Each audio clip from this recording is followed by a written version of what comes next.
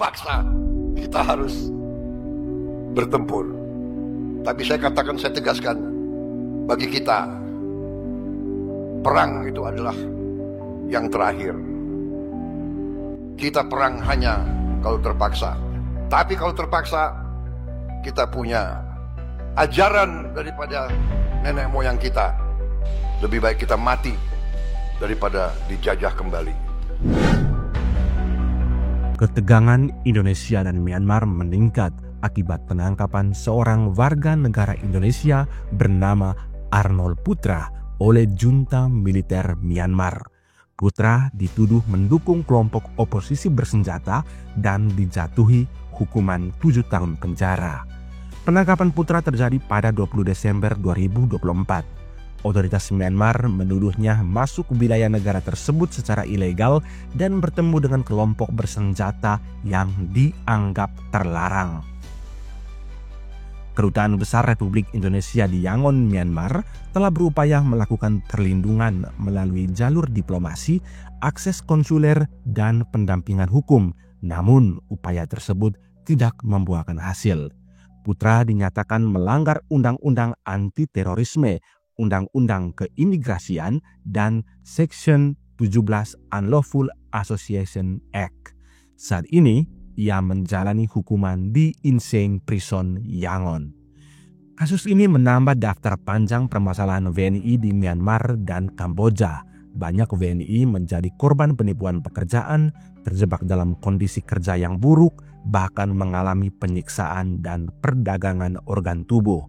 Pemerintah Indonesia telah melarang kunjungan ke kedua negara tersebut. Namun, masih banyak saja WNI yang nekat pergi dan menjadi korban.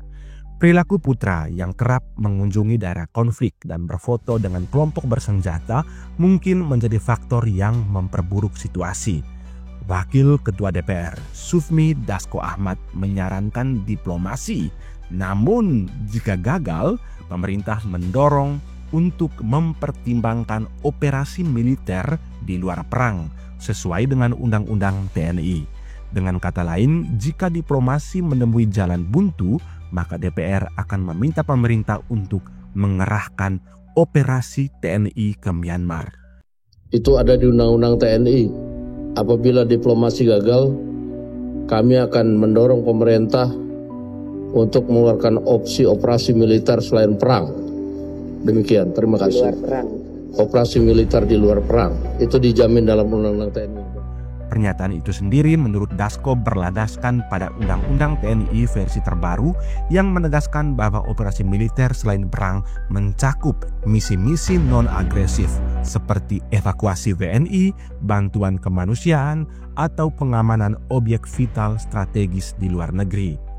Jika ditarik ke ranah strategis, gagasan ini merupakan artikulasi dari bentuk koersif diplomasi, opsi diplomasi yang memiliki cadangan kekuatan di belakangnya.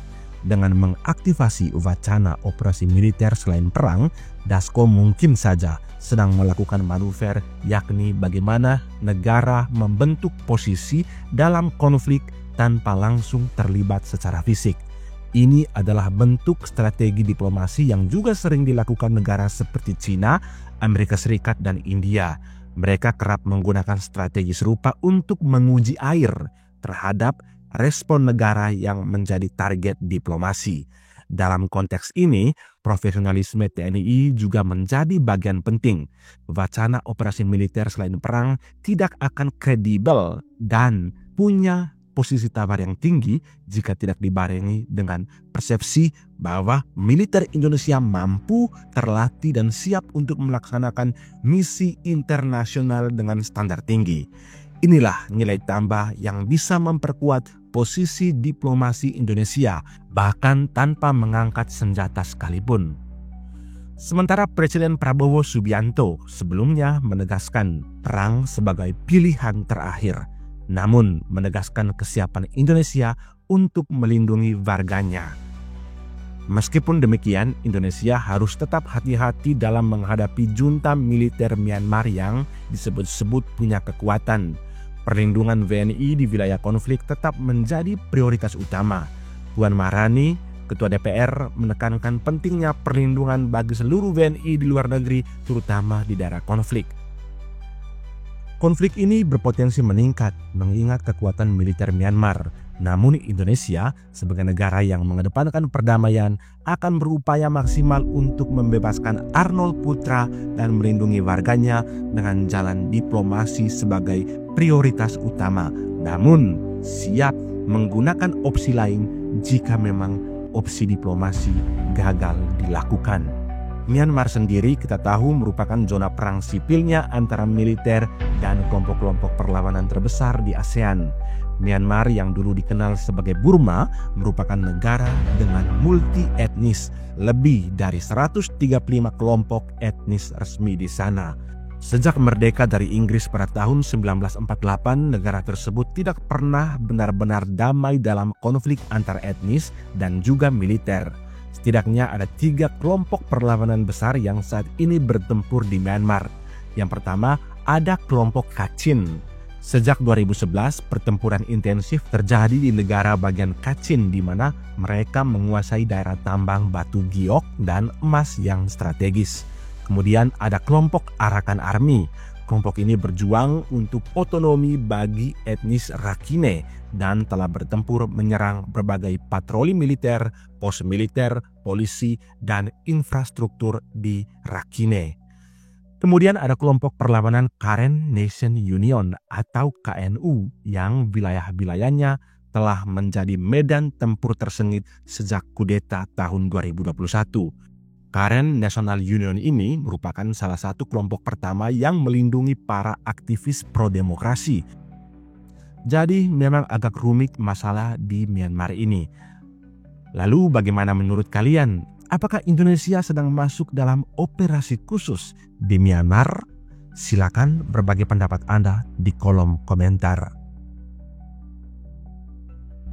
Terpaksa kita harus bertempur.